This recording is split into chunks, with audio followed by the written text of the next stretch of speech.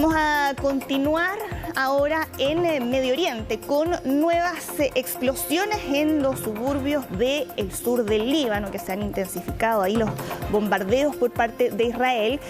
Pero en la prensa local han circulado algunas versiones que aseguran que el gobierno del primer ministro Benjamín Netanyahu, en la última reunión que sostuvo con funcionarios de su gobierno, habría aprobado un alto al fuego.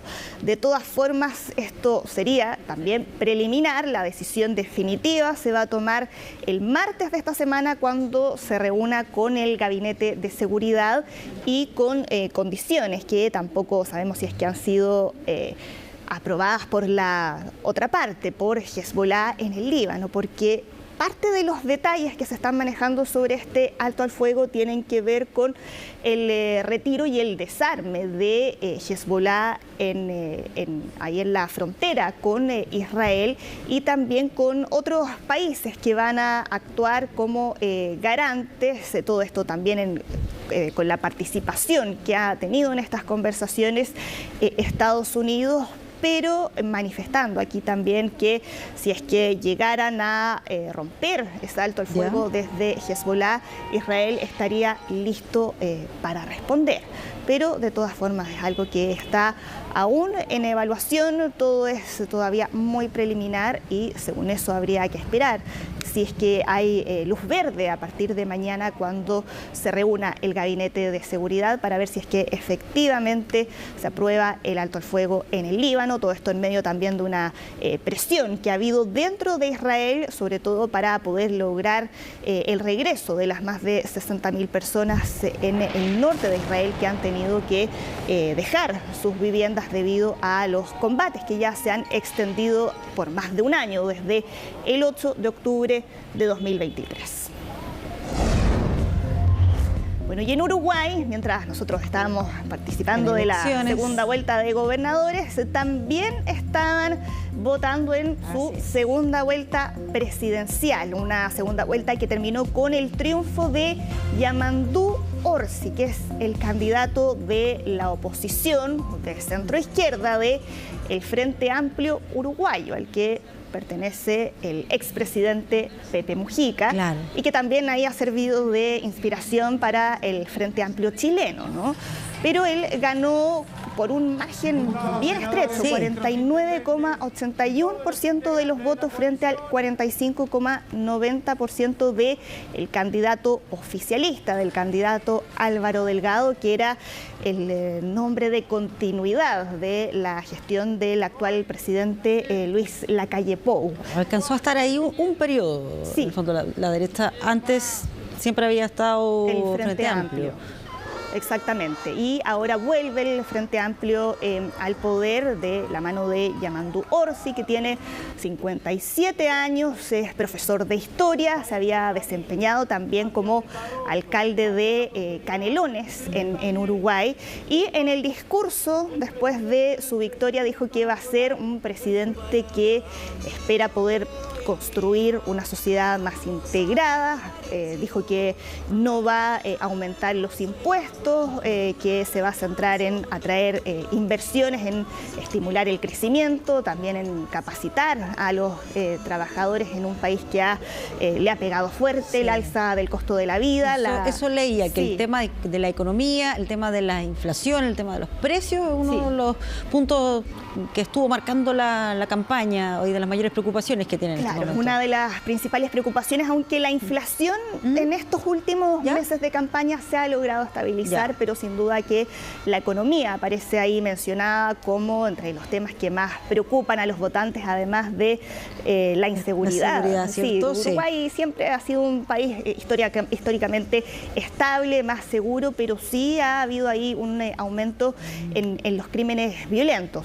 Ahora, desde el gobierno de Luis Lacalle Pou y también desde el candidato derrotado, dijeron que van a colaborar con el proceso de transición y felicitaron obviamente al candidato ganador por los resultados que rápidamente salieron a reconocer. Sigamos ahora con uno de los juicios más mediáticos y más impactantes que hemos conocido durante este año, como es la violación de Gisèle Pelicot, la mujer que estamos viendo, una mujer que se ha transformado en un ícono feminista y de defensa de los derechos de las mujeres después de que se conociera que su esposo, Dominique Pelicot, durante 10 años la drogó y la violó, y no solo eso, también invitó a por lo menos 50 desconocidos a abusar de ella. La semana pasada terminaron las audiencias, que eran audiencias públicas, y faltaba conocer cuál iba a ser la pena que iba a pedir la Fiscalía en Francia. Y están pidiendo ahora 20 años de cárcel para Dominique Pelicot, que es la pena máxima para este tipo de delitos, y eso también ha abierto un debate respecto a quienes dicen, claro, es la pena máxima, pero es poco para todo el daño. El nivel de lo que estamos hablando en este caso.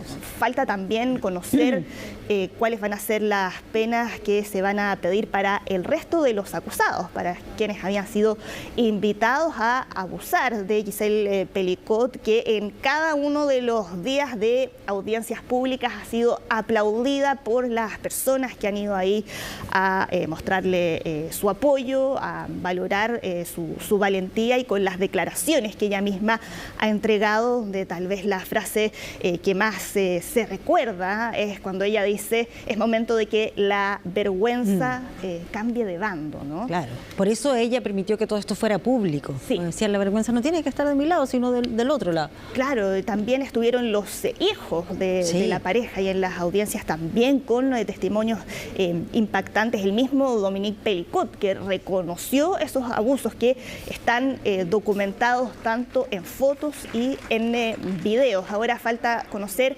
cuál va a ser la sentencia, que se va a saber a finales de diciembre.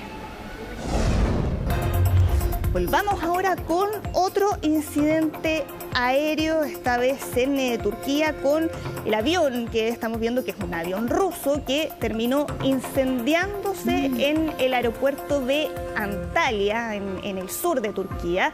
95 personas iban a bordo, y vemos ahí el momento en que comienzan a evacuar a los ocupantes del avión.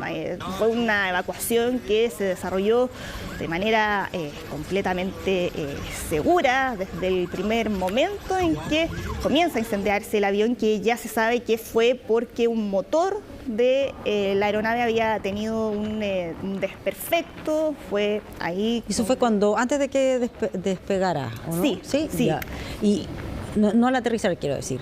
Y cuando estaban ahí por despegar, se empieza a producirse el incendio, y ahí el avión toman la determinación de que evacúen. Ya había aterrizado, ya había aterrizado el avión. Era un vuelo que venía de Rusia, de la ciudad de Sochi, y en el momento del aterrizaje en Antalya fue cuando se termina incendiando, y con los registros que se han viralizado, que muestran ahí lo digo por la duda de cuánto tiempo tuvieron para poder realizar todo este proceso de emergencia, de evacuación, que afortunadamente fue exitoso. Fue todo muy rápido, exitoso, de manera segura para tanto los pasajeros como los miembros de la tripulación. Bomberos que llegó hasta el lugar muy rápidamente, y con el avión que de hecho quedó después cubierto de espuma por el uso de los extintores, mientras bomberos ahí trataban de poder enfriar el motor para que el incendio, para que las llamas no se